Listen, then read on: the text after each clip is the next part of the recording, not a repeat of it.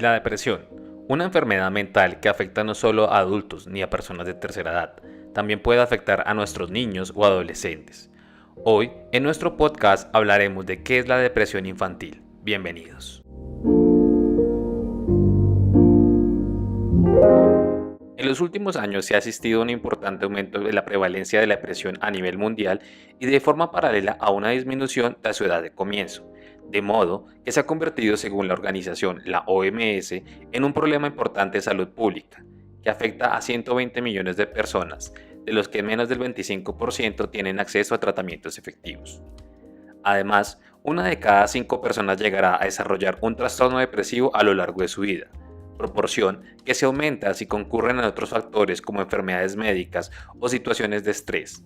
Por este motivo, algunas estimaciones de la depresión pasará a convertirse en el 2020 en la segunda causa de discapacidad después de las enfermedades cardiovasculares.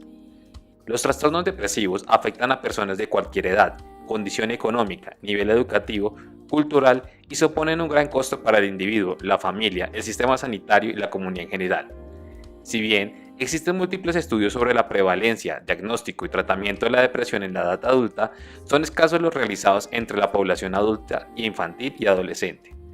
Además, sus resultados son variables debido fundamentalmente a la dificultad diagnóstica en esta etapa de vida, ya que las manifestaciones clínicas pueden ser menos específicas que en la depresión del adulto, y también por las diferencias en los estudios respecto del tamaño muestral, criterios diagnósticos empleados o tipos de técnicas utilizadas. Debido a las siguientes características de la depresión en la infancia y la adolescencia, es importante preparar a los profesionales en atención primaria y especialistas en salud mental infanto-juvenil con formación y experiencia en el manejo de este trastorno, y cómo se pongan a disposición los recursos necesarios para el diagnóstico y tratamiento de la depresión mayor. Estudios realizados en Estados Unidos han observado una prevalencia del 0,3 en preescolares de población general y el 0,5 del 2% en niños y niñas de 9 a 11 años. Por su parte, otros autores observan una prevalencia de la depresión entre el 0,4 y el 2,5 y el 5 y el 8,3 entre adolescentes. Algunos estudios han encontrado que en niños tratados en centros psiquiátricos ambulatorios, la depresión observada fue del 28% y se incrementaba al 59% si los niños estaban en régimen de ingreso hospitalario. El sexo. En las etapas prepuberales, la prevalencia del trastorno depresivo mayor es similar entre niños y niñas. Sin embargo, entre adolescentes la prevalencia es mayor en el sexo femenino por una razón, debido posiblemente a la diferencia de forma de enfrentar el estrés o a los cambios hormonales que se producen durante la pubertad. Por otra parte, un estudio longitudinal prospectivo de 10 años de duración en preadolescentes reveló que el momento crítico en el que aparece la diferencia entre sexos es entre los 15 y 18 años. El nivel socioeconómico. Varios autores no consideran que el nivel bajo socioeconómico se asocie significativamente con la depresión. Sin embargo, otros observan que los niños de bajo entorno socioeconómico tienen un riesgo de padecer depresión a lo largo de su vida 2 veces superior a aquellos niños que pertenecen a un elevado entorno socioeconómico, independiente de otros sociodemográficos o de historia familiar o de enfermedades mentales. Las comorbilidades. Estudios clínicos y epidemiológicos muestran que entre el 40 y 70% de los niños y adolescentes con depresión tienen trastornos mentales asociados, y al menos entre el 20 y el 50% han sido diagnosticados con 2 o más patologías. Los diagnósticos más comórbidos más frecuentes son el trastorno distímico y el de ansiedad, ambos entre un 30 y un 80%, abuso de sustancias entre el 20 y el 30%, y trastornos de conductas entre el 10 y el 20%. Excepto para el abuso de sustancias, el trastorno depresivo mayor es más probable que ocurra después del comienzo de otros trastornos. La presencia de comorbilidades afecta de una forma importante en la aparición de la depresión resistente durante el episodio e intentos de suicidios o comportamientos suicidas, nivel de funcionamiento de su vida cotidiana o respuesta al tratamiento. Las repercusiones de la depresión. En los niños y adolescentes, la depresión tiene un gran impacto sobre su crecimiento y desarrollo personal, sobre el rendimiento escolar y las relaciones familiares e interpersonales. También existen evidencias de la posible continuidad del trastorno depresivo a lo largo de la adolescencia y su prolongación durante la etapa adulta, lo cual se ve reflejado en los altos índices de conducta, hospitalizaciones psiquiátricas y en los problemas laborales, y de la relación en el futuro que origina. Por otra parte, los trastornos depresivos se encuentran asociados con abuso de alcohol y drogas, promiscuidad sexual, conductas delictivas y aumento de la violencia y de la agresividad, así como de trastornos de conducta alimentaria, por lo que la depresión en la adolescencia, además del propio costo personal, puede conllevar un grave costo social. La depresión mayor es además uno de los principales factores de riesgo suicidio en los adolescentes. Así, según las estimaciones de la OMS, el suicidio es la cuarta causa de fallecimiento en el tramo de 15 a 44 años. A nivel mundial, uno de los datos más preocupantes es el aumento de suicidios en edades de adolescentes, sobre todo en varones.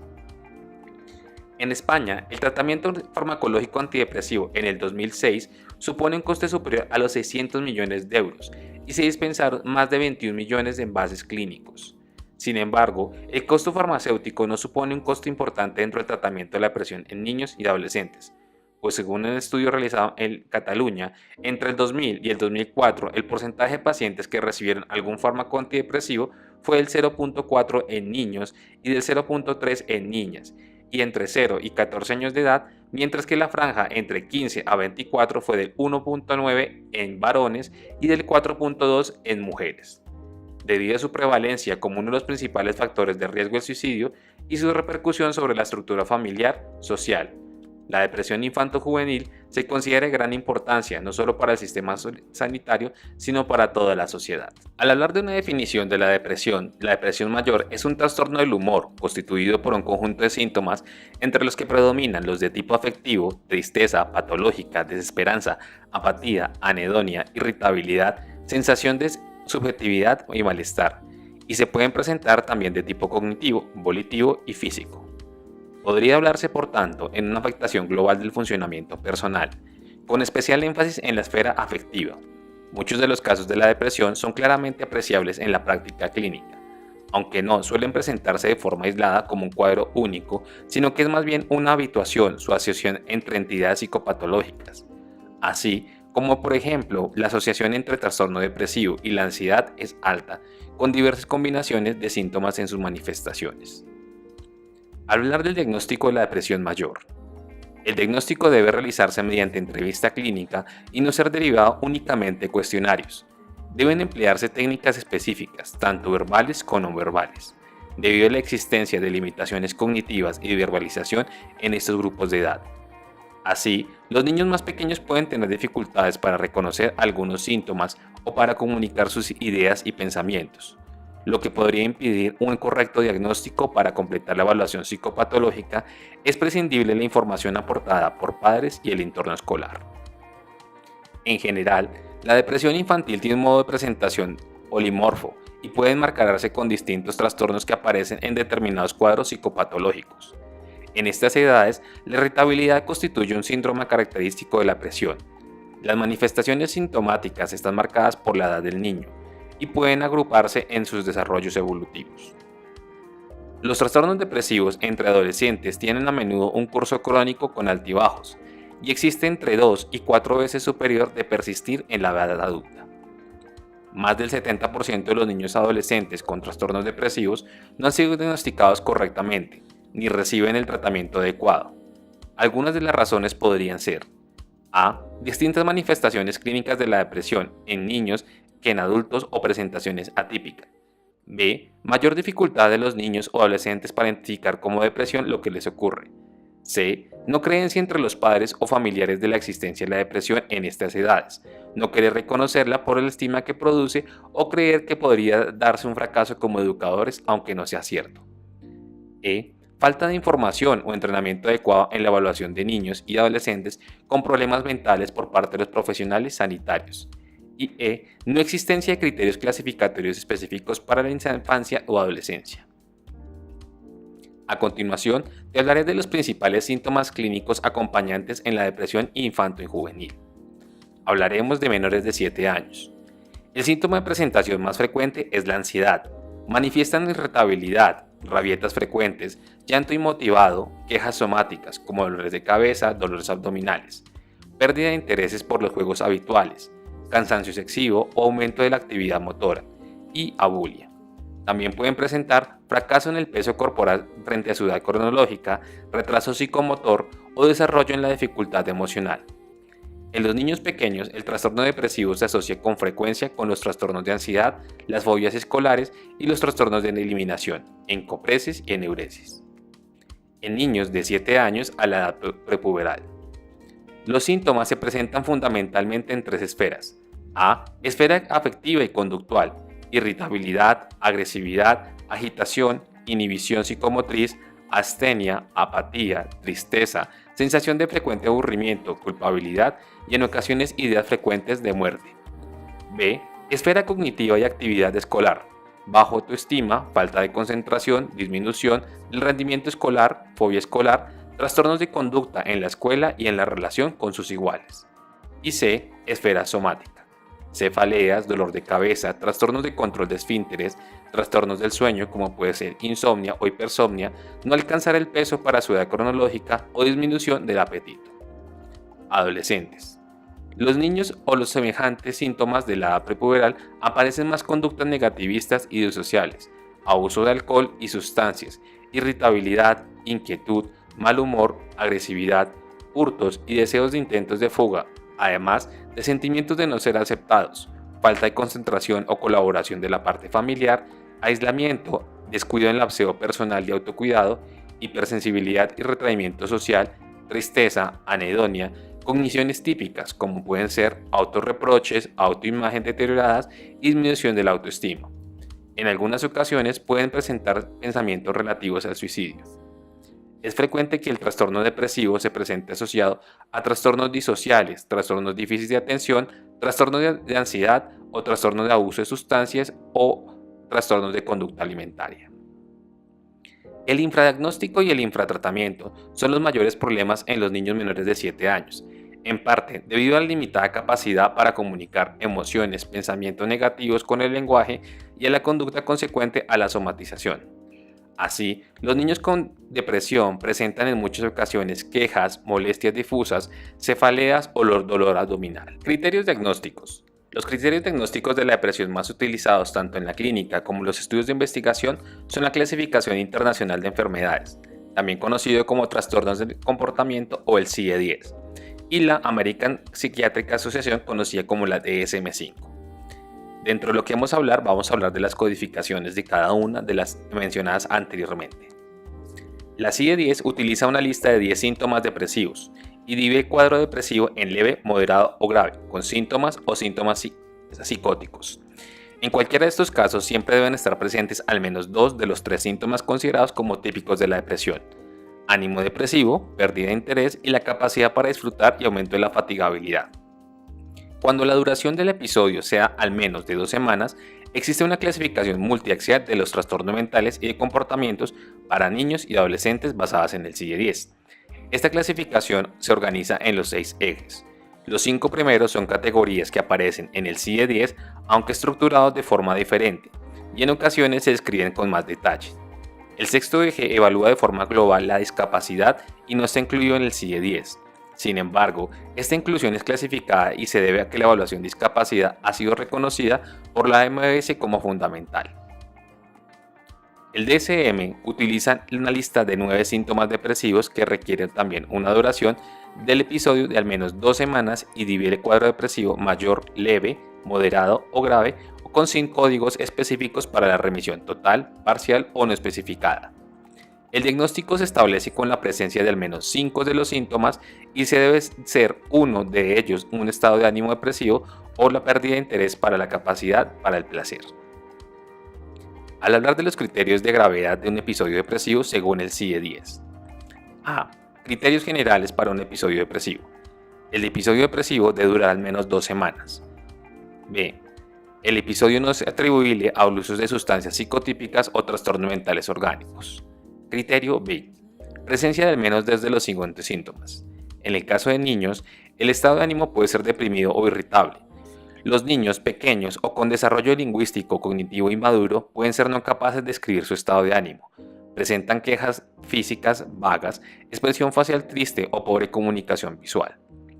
El estado irritable puede mostrar como un paso al acto, como un comportamiento imprudente o un approche a acciones coléricas hostiles. En adolescentes mayores, el trastorno de ánimo puede ser similar al de adultos. La pérdida de interés puede ser en el juego o en las actividades escolares. La falta de juego con los compañeros, el rechazo del colegio o frecuentes ausencias al mismo puede ser un síntoma de fatiga. Criterio C. Deben estar presentes uno o más de los síntomas de la lista para que la suma total sea al menos de 4. Características similares a las de los adultos. Los niños pueden presentar autovaloración, la culpa excesiva, inapropiada y no suele presentarse. Indicios no verbales de conducta suicida, incluyendo comportamientos de riesgo reiterados en ocasiones a modo de juegos, gestos autolesivos, arañazos, cortes, quemaduras, etc. Los problemas de atención y concentración pueden mostrarse como conductas de problema o escaso rendimiento escolar. Junto al cambio del estado de ánimo pueden observarse comportamientos de hiperactividad. Existen alteraciones similares en la parte del sueño a los adultos. Los niños pueden dejar de ganar peso más que de perderlo. Y en los síntomas físicos como las quejas somáticas son particularmente frecuentes en los niños. Al hablar del criterio de diagnósticos de episodio depresivo mayor según el DSM. Indicador A. Los 5 de los más síntomas durante el periodo de 2 semanas que representan cambios respecto a la actividad previa. Uno de los síntomas puede ser 1. Estado de ánimo depresivo o 2. Pérdida de interés de placer. Dentro de los indicadores se encuentra el estado de ánimo mayor casi todos los días, indicando por el relato subjetivo o por observación de otros. 2. Marcada disminución por placer en todas o casi las actividades durante la mayor parte del día o casi todos los días. 3.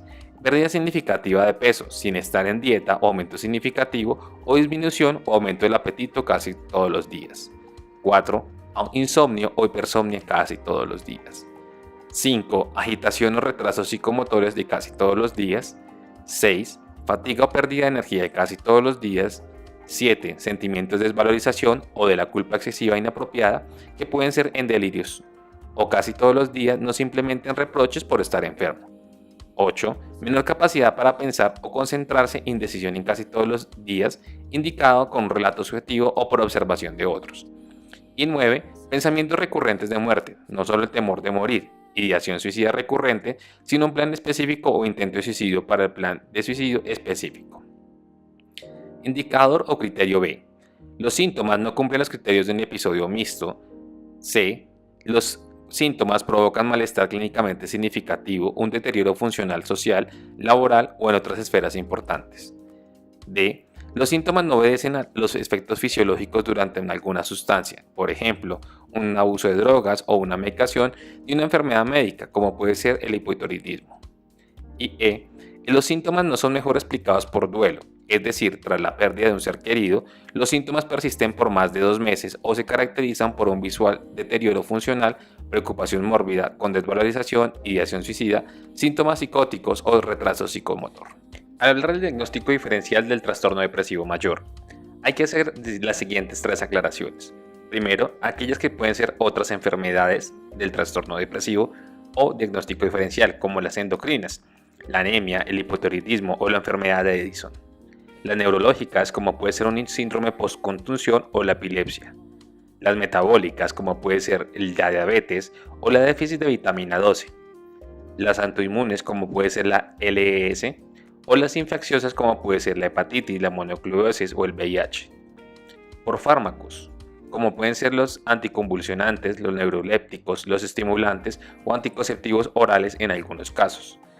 Sin olvidar los gluticordes o los tóxicos, como pueden ser el alcohol, la cocaína, los opioides, las anfetaminas o el cannabis.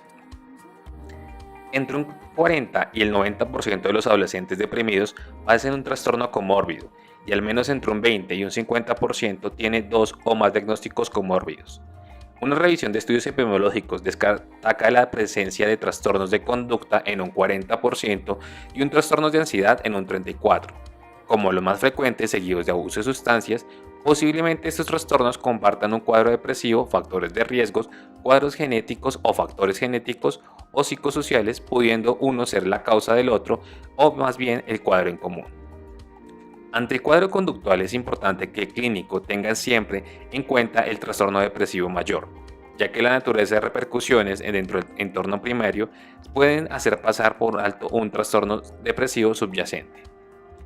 Al hablar del diagnóstico diferencial de la depresión y otros trastornos psiquiátricos en los niños adolescentes, debemos aclarar los trastornos psiquiátricos no afectivos, como pueden ser el trastorno afectivo por hiperactividad, trastornos de ansiedad, trastornos de conducta alimentaria, trastornos de personalidad, trastornos de conducta o trastornos psicóticos.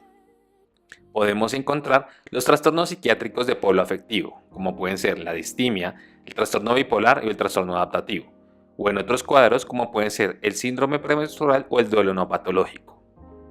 La comorbilidad tiene una trascendencia en el cuadro o en cuanto al pronóstico clínico, peor respuesta a los mayores tratamientos de mayor persistencia sintomática o mayor tendencia a la cronicidad y mayor riesgo de la mortalidad, y un alto coste social, la disminución del rendimiento laboral y mayores recursos. No obstante, se debe tener en cuenta que el análisis de la comorbilidad de los trastornos afectivos con otros trastornos mentales es complejo y controvertido, no solo por su alta frecuencia, sino por la existencia de un solapamiento sintomático, por la escasez de signos y síntomas patognomónicos y la variabilidad de los criterios diagnósticos, las diferencias metodológicas aplicadas, así como la escasez de estudios longitudinales prospectivos. Al hablar de la comorbilidad de la depresión en mayor en niños y en adolescentes, existe mayor comorbilidad al trastorno mayor en niños frente a la ansiedad de separación, otros trastornos o el TDAH. En el caso de adolescentes, distimia, abuso de tóxicos, trastorno de conductas, fobia social, trastorno de ansiedad o el TDAH. Al hablar de factores de riesgo, un factor de riesgo es toda circunstancia o situación que aumenta las probabilidades de desarrollar una enfermedad o de que ocurra un evento adverso. Los factores de riesgo no son necesariamente las causas, sino que se asocian con el evento y como tienen un valor predictivo, pueden usarse para la prevención. La depresión de niños y adolescentes es una enfermedad compleja que tiene múltiples factores de riesgos que en ocasiones interactúan entre sí y que pueden tener un efecto acumulativo. Es improbable que un único factor pueda explicar el desarrollo de la depresión, reducir la probabilidad de ocurrencia o que en su control suficiente sea para la prevención. Los factores familiares y el entorno. Los factores familiares y el contexto social pueden jugar un papel importante en el desarrollo de la depresión, fundamentalmente en aquellos que están fuera del propio control, que ocurren como un acontecimiento no predecible en el ambiente diario y que son recurrentes a lo largo del tiempo. Los riesgos familiares. La depresión en los padres se considera un factor de riesgo importante, que se asocia con la depresión en su descendencia.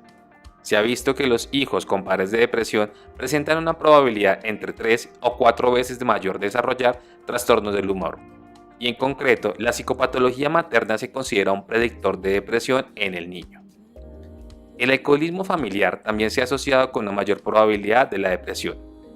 En el contexto familiar en el que vive el niño o el adolescente, parece jugar un papel trascendental en el desarrollo de la depresión.